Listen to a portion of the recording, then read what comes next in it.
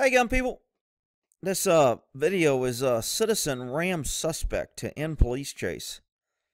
I say a lot of times in my horse videos and when somebody explains what a cop does. In my horse videos, people explain what horses do, and it's never what they explain because people see things through their own filters. And not that I'm special. It's just people in the field who have more experience in certain things will see things differently than people on the outside viewing it. So let's watch this citizen ram the suspects to end the car chase.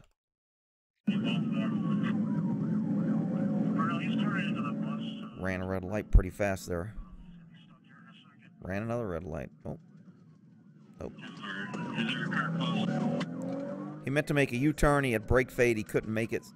So he sped up to the next intersection.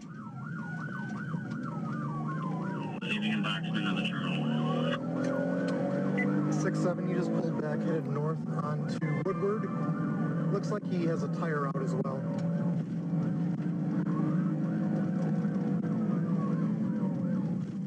Okay, 6, I'll be priority. Turning into the Myers parking lot.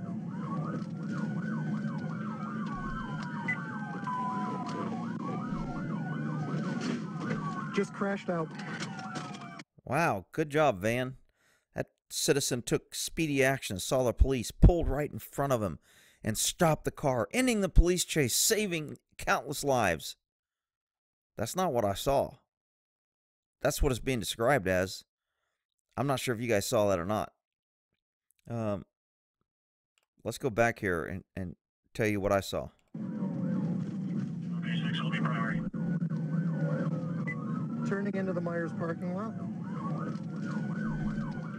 So the car has brake fade, like most pursuits when they wreck. The suspect's been racing, speeding up, and braking. He doesn't realize how hot his brakes are, so he gets brake fade. So he wanted to turn here. He tried to brake, but probably because of a blown tire and his inability to brake, he almost overshot the driveway. So when he makes his turn, he goes into the oncoming traffic. This first car dodges him, catches the clue. Hey, why is this car about to hit me? There's cops with lights behind it. Hell, I think I'll just pull out of the way. Good move. This van is going straight, sees him coming on the oncoming traffic, and he is going to try and turn out of the way. And the suspect turns at the same time. I did not...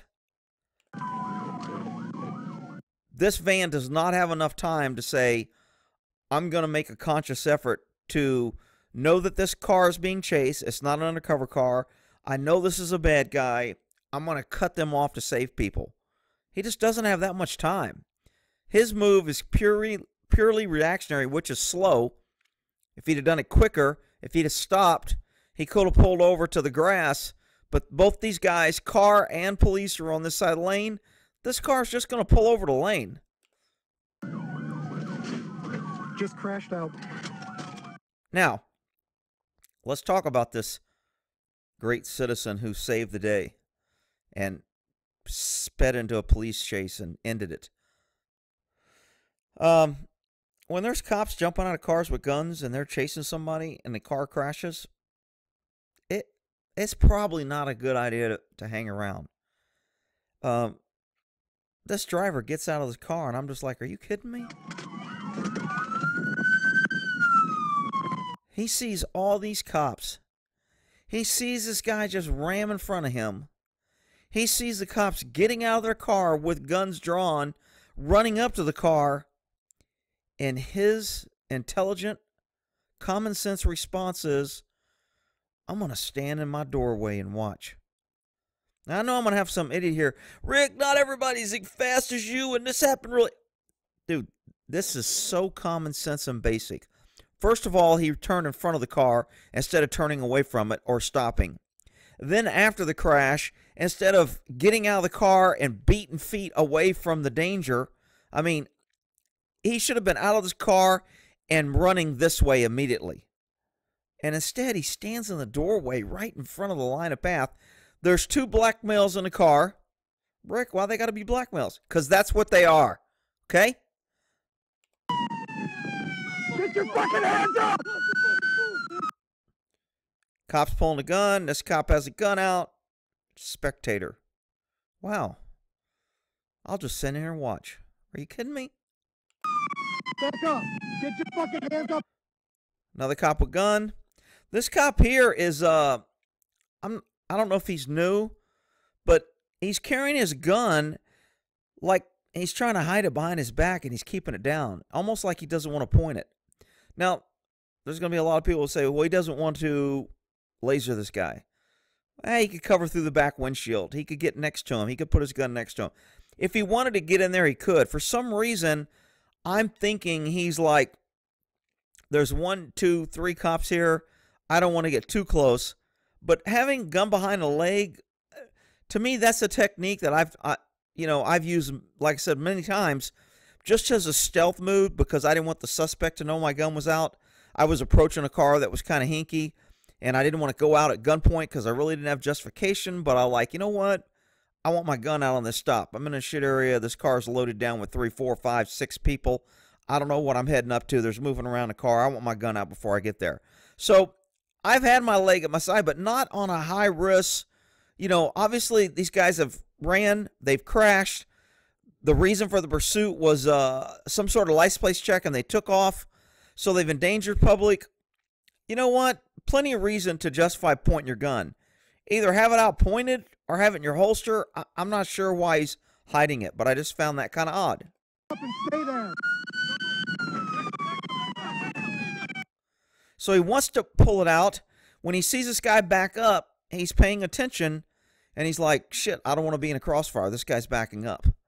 The officer does say he's got a gun, and I don't know if everybody heard that. It's very, right when he runs up, after he talks to him for a second, and I'll try to slow it down.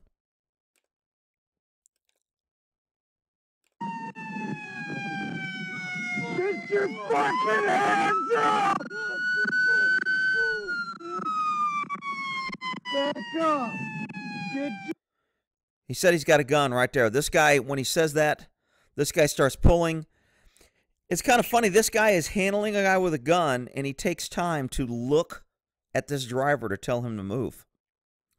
To me, when I'm dealing with somebody with a gun or a threat, I'm hyper-focused and locked onto that threat. This guy isn't a threat, and I don't really give a shit if his dumbass stays there and gets shot or not. Rick, you should care about every... Shut up, you big dummies. I ain't getting shot because this dummy wants to play looky-loo. And this cop, when he kind of looks away, I'm kind of like, dude, really? Watch him look at the driver. Threat. Gun. Running. 2 suspects. Not cleared. Not searched. He's at a good stance. I'm with him 100% here. fucking hands up! Takes one hand off his gun, looks away from the suspects, and points at the driver. I don't get it. Back up! Get your fucking hands up and stay there! Why is he using the F word so much? I never did that when I was a cop. Yeah, whatever.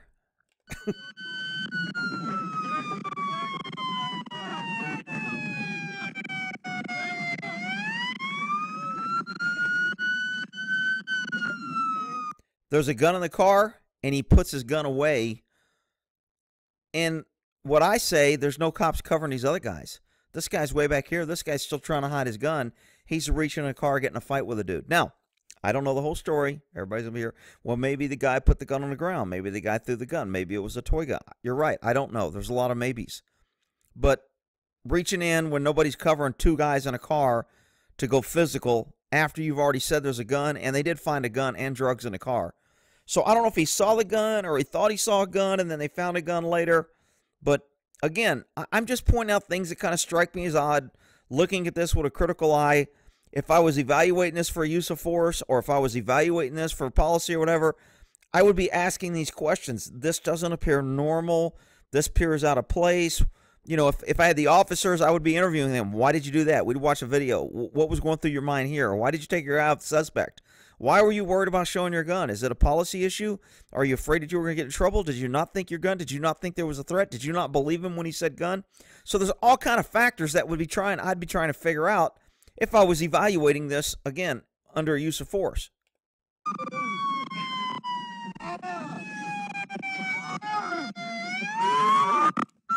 Why's he got to throw a black man on the ground? Somebody going to be coming here. If he was white, they wouldn't have thrown him on the ground. Shut up, you big dummies.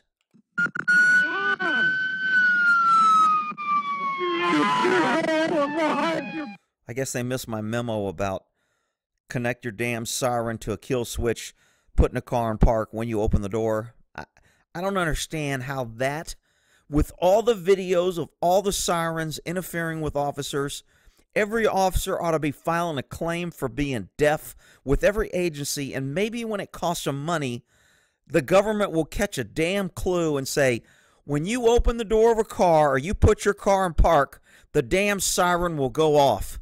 How hard is that for the freaking government to figure out? It's so irritating. And I'm talking irritating as a cop on the road when other cops showed up and didn't have that.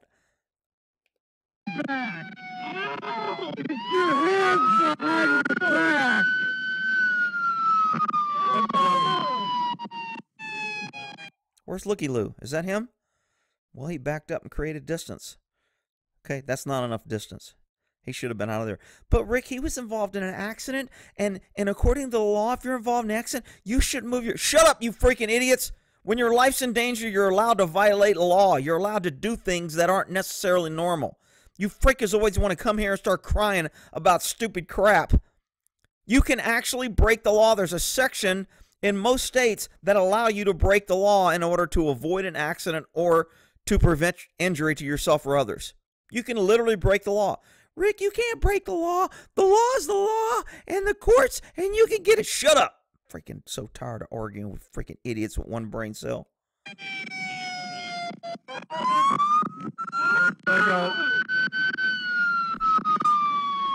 Good thing we got the sirens on, because none of these 6 cops knew that this was an emergency.